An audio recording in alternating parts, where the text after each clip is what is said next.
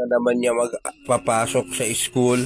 Ano po ang dapat gawin dito sa bata na to, mga ka-idol? Mga nanay, mga tatay. Ano po pwede gawin dito sa batang umiiyak na ayaw mag-aral? Kung kailan siya malaki na, grade 3 na siya, tsaka siya tinatamad mag-aral. Oh. Oh. Oh.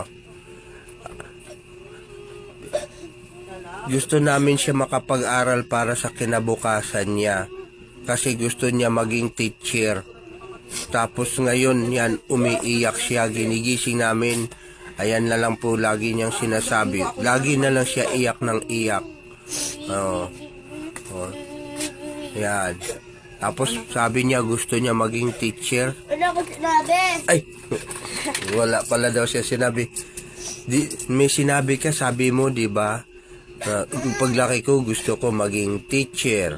Oh.